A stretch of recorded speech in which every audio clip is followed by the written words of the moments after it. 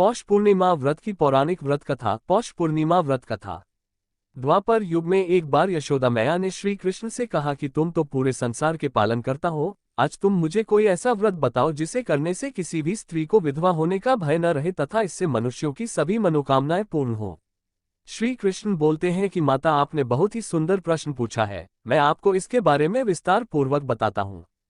सौभाग्य प्राप्ति के लिए महिलाओं को 32 पूर्णमासियों के व्रत को करना चाहिए। इससे उनकी सभी मनोकामनाएं पूर्ण होती हैं और उन्हें सौभाग्यवती होने का आशीष मिलता है। अब मैं आपको इससे जुड़ी हुई कथा सुनाता हूँ। इस भूमंडल पर एक अत्यंत प्रसिद्ध राजा चंद्रहास से पालित अनेक प्रकार के रत्नों से परिपूर्ण कातिका नाम की एक नगरी थी। वहां पर धनेश्वर नाम का एक ब्राह्मण था और उसकी स्त्री अति सुशीला रूपवती थी। दोनों ही उस नगरी में बड़े प्रेम के साथ रहते थे। घर में धन धान्य आदि की कमी नहीं थी, लेकिन उनको एक बड़ा दुख था कि उनकी कोई संतान नहीं थी। इस कष्ट से वह अत्यंत दुखी रहते थे। एक दिन एक बड़ा तपस्वी योगी उस नगरी में आया।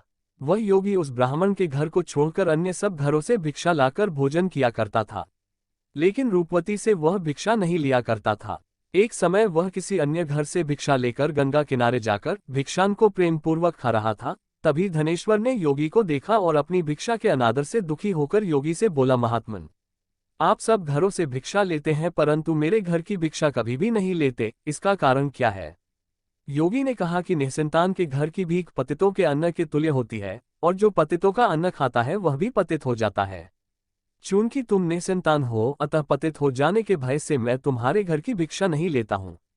धनेश्वर यह बात सुनकर अपने मन में बहुत दुखी हुआ और हाथ जोड़कर योगी के पैरों पर गिर पड़ा तथा आर्तभाव से कहने लगा, हे महाराज, यदि ऐसा है तो आप मुझको पुत्र प्राप्ति का उपाय बताइए। आप सर्वज्ञ हैं, मुझ पर अवश्य ही यह कृपा कीजिए। धन की मेरे घर में कोई कमी नहीं, परंतु मैं पुत्र न होने के कारण अत्यंत दुखी हूँ। आप मेरे इस दुख का हरण करें, आप सामर्थ्यवान हैं। ये सुनकर योगी कहने लगे, हे ब्राह्मण, तुम चंडी देवी की आराधना करो। घर आकर उसने अपने स्त्री से सब वृतांत कहा और स्वयं तप के निमित्त वन में चला गया। वन में जाकर उसने चंडी देवी की उपासना की और उपवास किया। चंडी देवी ने 16वें दिन उसको स्वप्न में दर्शन दिया और कहा, हे धनेश्वर, तुझे पुत्र होगा परंतु वह 16 वर्ष की आयु में ही मृत्यु को प्राप्त हो जाएगा। यदि तुम दोनों पति पत्नी 32 पूर्णमासियों का व्रत विधिपूर्वक करोगे तो वह दीर्घायु होगा। जितनी तुम्हारी सामर्थ्य हो उतने आटे के दिए बनाकर शिवजी का पूजन करना और पूर्णमासी का व्रत रखना। प्रातःकाल होने पर इस स्थान के समीप ही तुम्हें एक आम का वृक्ष दिखाई देगा, उस पर चढ़कर एक फल तोड़कर शीघ्र अपने घर चले जाना और अपनी स्त्री से सब वृतांत कहना। जब वह श्री शंकर जी का ध्यान करके उस फल को खा लेगी तब भगवान शंकर की कृपा से वह गर्भवती हो जाएगी। जब वह ब्राह्मण प्रातःकाल उठा तो उसने उस स्थान के पास ही एक आम का वृक्ष देखा जिस पर एक आम का फल लगा हुआ था। उस ब्राह्मण ने उस आम के वृक्ष पर चढ़कर उस फल को तोड़ने का प्रयत्न किया, परंतु कई बार प्रयत्न करने पर भी वह वृक्ष पर न चढ़ पाया।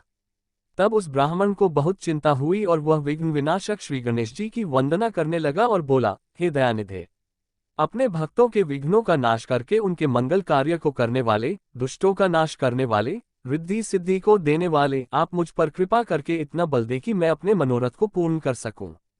इस प्रकार गणेश जी की प्रार्थना करने पर उनकी कृपा से धनेश्वर वृक्ष पर चढ़ गया और उसने एक अति सुंदर आम का फल देखा।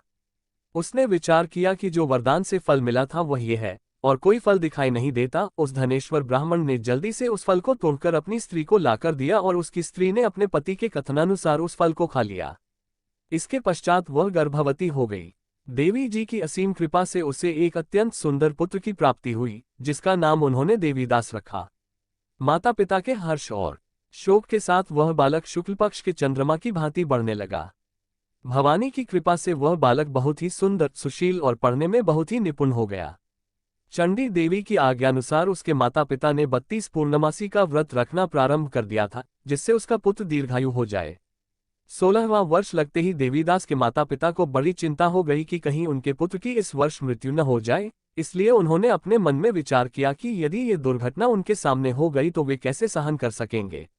उन्होंने देवीदास के मामा को बुलाया और कहा कि हमारी इच्छा है कि देवीदास 1 वर्ष तक काशी में जाकर विद्याध्ययन करे और हम उसको अकेला भी नहीं छोड़ना चाहते, इसलिए साथ में तुम चले जाओ और 1 वर्ष के पश्चात इसको वापस लौटा लाना। सब प्रबंध करके उसके माता पिता ने काशी जाने के लिए देवीदास को एक घोड़े पर बैठाकर उसके मामा को उसके साथ विदा कर दिया। धनेश्वर ने अपनी पत्नी के साथ अपने पुत्र की मंगल कामना तथा दीर्घायु के लिए भगवती दुर्गा की आराधना और पूर्णमासियों का व्रत करना आरंभ कर दिया। इस प्रकार उन्होंने 32 पूर्णमासी का व्रत पूरा किया। कुछ समय पश्चात एक दिन वह दोनों मामा और भांजा मार्ग में रात्रि बिताने के लिए किसी ग्राम में ठहरे हुए थे। उस दिन उस गांव में एक ब्राह्मण की अत्यंत सुंदरी, सुशीला, विदुषी और गुणवती कन्या का विवाह होने वाला था। जिस धर्मशाला के अंदर वर और उसकी बारात ठहरी हुई थी, उसी धर्मशाला में देवीदास और उसके मामा भी ठहरे हुए थे। संयोगवश कन्या को तेल आदि चढ़ाकर मंडप आदि का कृत्य किया जा रहा था, लेकिन लग्न के समय वर को धनुर्वात, एक वायुरोग जिसमें शरीर धनुष की तरह झुककर टेढ़ा हो जाता है, हो गया। इस कारण वर के पिता ने अपने कुटुंबियों से परामर्श करके निश्चय किया कि ये देवीदास मेरे पुत्र जैसा ही सुंदर है, मैं इसके साथ ही लग्न करा देता हूं और बाद में विवाह के अन्य कार्य मेरे लड़के के साथ हो जाएंगे। ऐसा सोचकर उन्होंने देवीदास के मामा से जाकर बोला कि तुम थोड़ी देर के लिए अपने भांजे को हमें दे दो, जिससे विवाह के लग्न के सारे कृत्य सुचारू रूप से हो सके।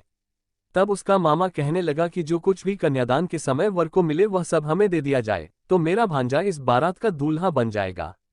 ये बात वर के पिता ने स्वीकार कर ली और उसने अपने भांजे को वर बनने के लिए भेज दिया और उसके साथ सब विवाह कार्य रात्रि में विधिपूर्वक संपन्न हो गया। पत्नी के साथ वह भोजन न कर सका और अपने मन में सोचने लगा कि न जाने ये कैसी स्त्री होगी। वह एकांत में इसी सोच में पड़ गया तथा उसकी आंखों में आंसू आ गए। तब वधू ने पूछा कि क्या बात है, आप इतने उदासीन व दुखी क्यों हो रहे हैं। तब उसने सब बातें जो वर के पिता व उसके मामा में हुई थी उसको बतला दी। तब कन्या कहने लगी कि यह ब्रह्म विवाह के विपरीत कैसे हो सकता है। देव, ब्राह्मण और अग्नि के सामने मैंने आपको ही अपना पति बनाया है, इसलिए आप ही मेरे पति हैं। मैं आपकी ही पत्नी रहूंगी, किसी अन्य की कदापि नहीं। तब देवीदास ने कहा, ऐसा मत करिए क्योंकि मेरी आयु बहुत कम है, मेरे पश्चात आपकी क्या गति होगी, इन बातों को अच्छी तरह विचार लो। परंतु वह दृढ़ विचार वाली स्त्री थी, बोली कि जो आपकी गति होगी वही मेरी गति होगी। हे स्वामी, आप उठिए और भोजन करिए, आप निश्चय ही भूखे होंगे। इसके बाद देवीदास और उसकी पत्नी दोनों ने भोजन किया तथा शेष रात्रि वे सोते रहे। प्रातःकाल देवीदास ने अपनी पत्नी को 3 नगों से जड़ी हुई एक अंगूठी दी, एक रूमाल दिया और बोला, हे प्रिय, इसे लो और संकेत समझकर स्थिर चित हो जाओ। मेरा मरण और जीवन जानने के लिए एक पुष्पोटिका बना लो, उसमें सुगंधी वाली एक नव मल्लिका लगा लो, उसको प्रतिदिन जल से सींचा करो और आनंद के साथ खेलो कूदो तथा उत्सव मनाओ। जिस समय और जिस दिन मेरा प्राणांत होगा ये फूल सूख जाएंगे और जब ये फिर हरे हो जाए तो जान लेना कि मैं जीवित हूँ। ये समझाकर वह चला गया। प्रातःकाल होते ही वहां पर गाजे बाजे बजने लगे और जिस समय विवाह के कार्य समाप्त करने के लिए वर तथा सब बाराती मंडप में आए तो कन्या ने वर को भली प्रकार से देखकर अपने पिता से कहा कि यह मेरा पति नहीं है, मेरा पति वही है जिसके साथ सत्र में मेरा पानी ग्रहण हुआ था, इसके साथ मेरा विवाह नहीं हुआ है। यदि यह वही है तो बताए कि मैंने इसको क्या दिया। मधुपक और कन्यादान के समय जो मैंने भूषण आदि दिए थे उन्हें दिखाए तथा रात में मैंने क्या गुप्त बातें कही थी वह सब सुनाए। पिता ने उसके कथनानुसार वर को बुलवाया गया। कन्या की यह सब बातें सुनकर वह कहने लगा कि मैं कुछ नहीं जानता। इसके पश्चात लज्जित होकर वह वहां से चला गया और सारी बारात भी अपमानित होकर वहां से लौट गई। भगवान श्री कृष्ण बोले, हे माता। इस प्रकार देवीदास काशी विद्याध्ययन के लिए चला गया। जब कुछ समय बीत गया तो काल से प्रेरित होकर एक सर्प रात्रि के समय उसको डसने के लिए वहां पर आया।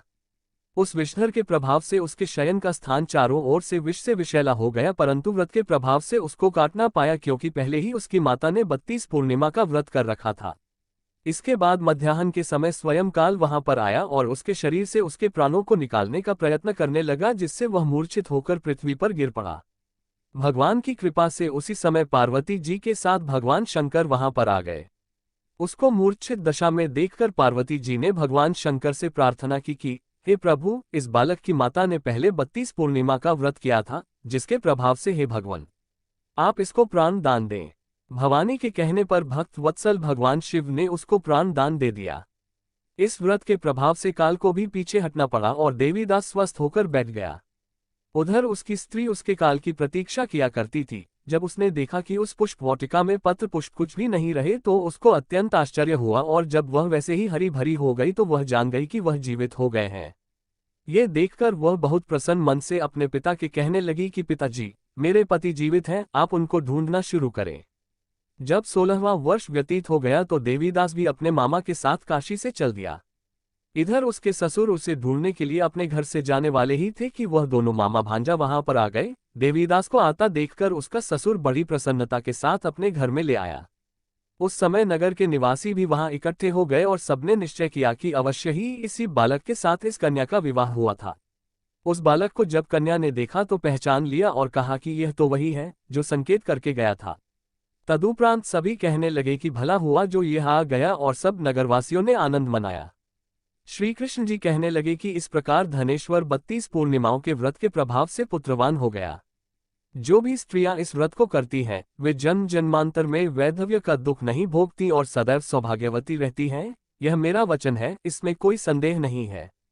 यह व्रत पुत्र पौत्रों को देने वाला तथा संपूर्ण मनोकामनाओं को पूर्ण करने वाला है। 32 पूर्णिमाओं के व्रत करने से व्रती की सब इच्छाएं भगवान शिवजी पूर्ण करते हैं। इस प्रकार पौष पूर्णिमा की यह कथा हमने आपको सुनाई। ये पौराणिक कथा सुनने मात्र से व्रत करने जैसा फल मिलता है।